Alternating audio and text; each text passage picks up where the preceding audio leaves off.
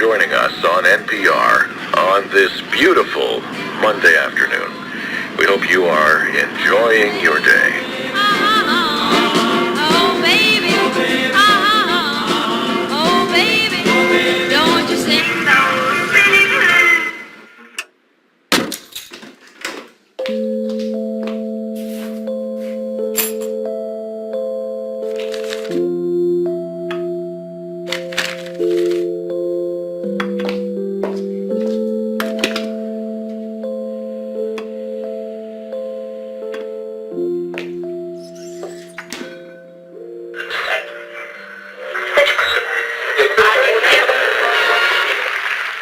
Welcome back.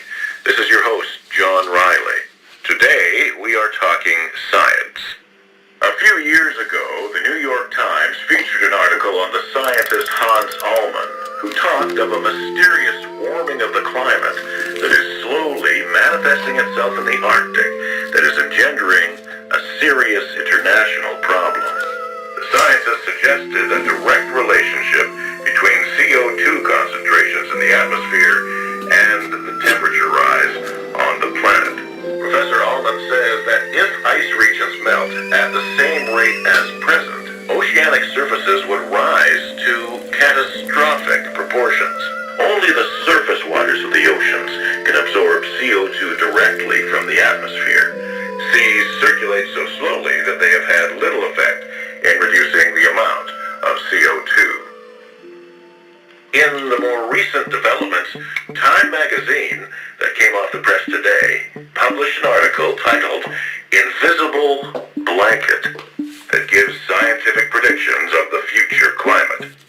Physicist Gilbert Plass of Johns Hopkins University presented the following information before the American Geophysical Union.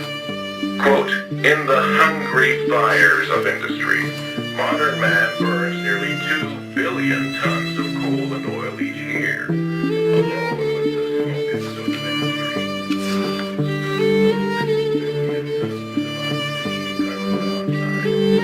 Assuming that CO2 emissions would continue at the current rate, the scientist predicts that the amount of carbon dioxide in the air will double by the year 2080 and raise the temperature an average of at least 4%. Both scientists warn that this CO2 issue will present a serious problem to future generations. Professor Plass warns that the added carbon in the ocean would also cause increasing acidification with consequent impacts on marine life. Well, folks, while the scientists are figuring how to address this issue, we can only wonder, can humans stop this rise of CO2 levels?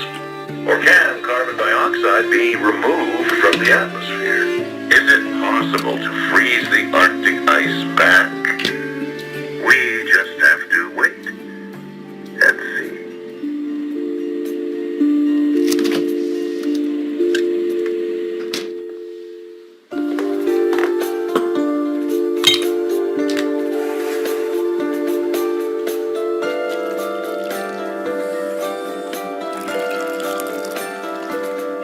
Welcome back to NPR. This is Science Friday.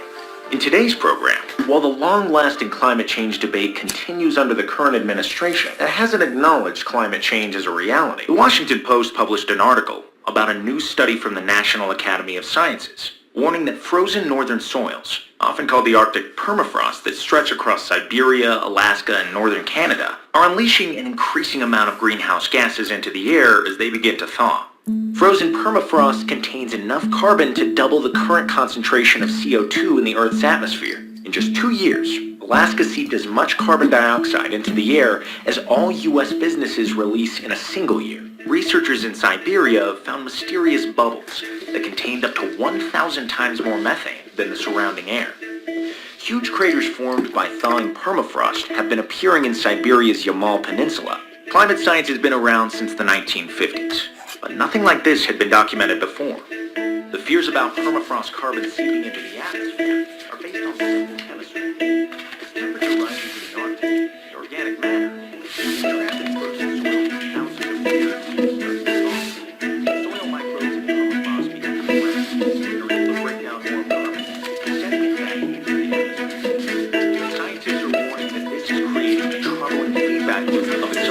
that drives further warming. A self-reinforcing cycle. Once this cycle gets going, it's hard to stop. But a bigger methane shock might be in store from ocean waters just to the north where methane is spewing up from the bottom of the seas. Even less studied is what happens to the 67 billion tons of nitrogen could be released as nitrous oxide, a greenhouse gas that is 300 times more powerful than carbon dioxide.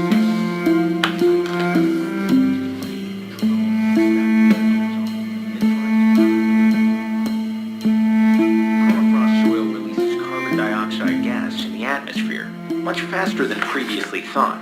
Some scientists call it the most important tipping point.